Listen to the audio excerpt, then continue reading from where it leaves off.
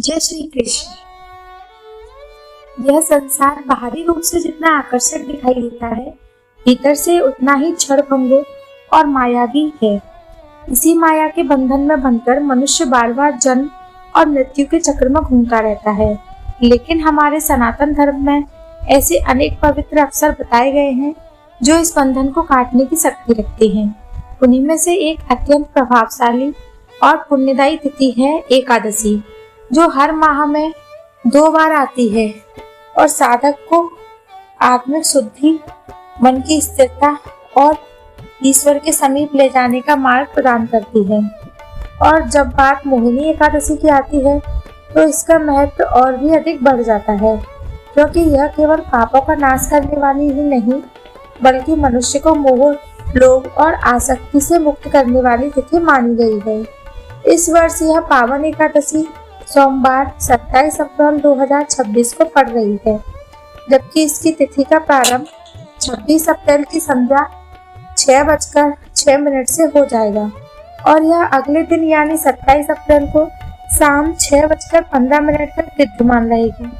परंतु शास्त्रों के अनुसार व्रत और पूजा का निर्णय उदया तिथि के आधार पर किया जाता है, इसीलिए इस बार 27 अप्रैल को ही उपवास किया जाएगा और इस व्रत का पारण 28 अप्रैल मंगलवार को प्रातः 5:45 से लेकर 10:11 के बीच करना उत्तम रहेगा।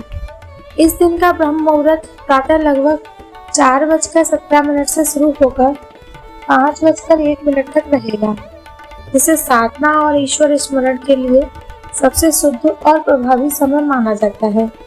सूर्योदय सुबह 5:44 पर होगा और सूर्यास्त शाम 6:54 पर। यदि कोई साधक प्रातः काल में भगवान की पूजा करना चाहता है तो सुबह 4:39 से लेकर 5:44 का समय श्रेष्ठ रहेगा। वहीं सायंकालीन पूजा के लिए 6:54 से 7:59 तक का समय उपयुक्त है। इस दिन अभिजीत मुहूर्त दोपहर 11:53 से 12:45 तक रहेगा, जो विशेष रूप से शुभ कार्यों के लिए अनुकूल माना जाता है।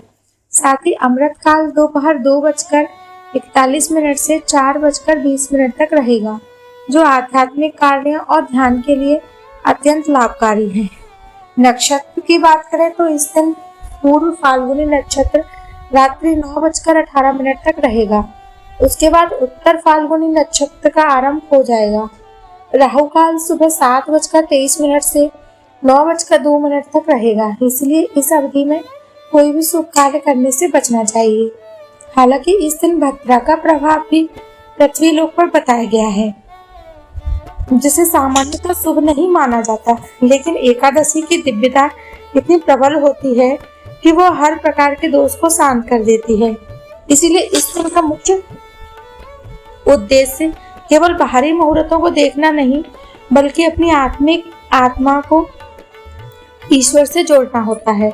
मोहिनी एकादशी का व्रत रखने वाले व्यक्ति को चाहिए कि वह प्रातः स्नान कर शुद्ध वस्त्र धारण करे और भगवान विष्णु या श्री हरि के समक्ष दीप प्रज्वलित कर संकल्प ले। इस दिन अन्न का त्याग कर फलाहार या केवल जल से उपवास किया जाता है, लेकिन सबसे महत्वपूर्ण है कि मन और इंद्रियों पर नियंत्रण करना।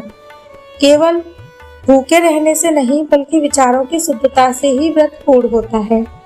दिन भर भगवान के नामों का स्मरण करना चाहिए। विशेष रूप से हरे कृष्ण महामंत्र का जप अत्यंत प्रभावशाली माना गया है।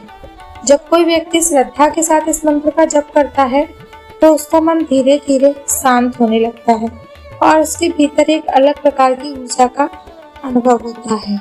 इसके साथ ही इस दिन धार्मिक ग्रंथों जैसे भगवद गीता और श्रीमद् भागवत का पाठ करना, भगवान की कथाओं को सुनना और जरूरतमंदों को दान देना अत्यंत पुण्यदायक होता है।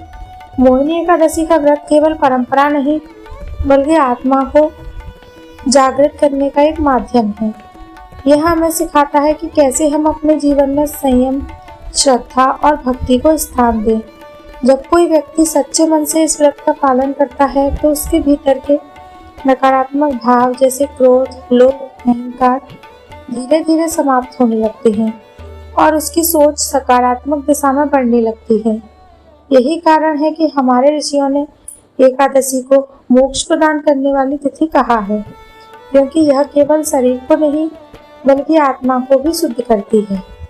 यदि कोई व्यक्ति नियमित रूप से एकादशी का पालन करता है तो वह जीवन के दुखों से ऊपर उठकर एक दिव्य आनंद का अनुभव करता है और अंततः यही भक्ति उसे ईश्वर के धाम तक पहुंचाने का मार्ग बनाती है।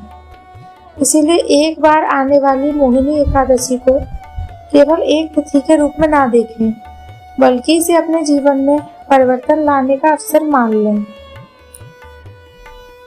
इस दिन अधिक से अधिक समय भगवान के नाम का जप करें, भक्ति में लीन रहें और अपने भीतर की नकारात्मकता को त्यागने का संकल्प लें।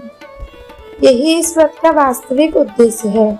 अगर आप ऐसी ही पवित्र और ज्ञानवर्धक कथाएं सुनना चाहते हैं तो अपने प्रिय चैनल कर्मा गुरु को अवश्य सब्सक्राइब करें और नोटिफिकेशन को चालू रखें ताकि हर नई वीडियो आपके पास पहुंचती रहे और आपका जीवन भक्ति, शांति और सकारात्मक ऊर्जा से भरता रहे।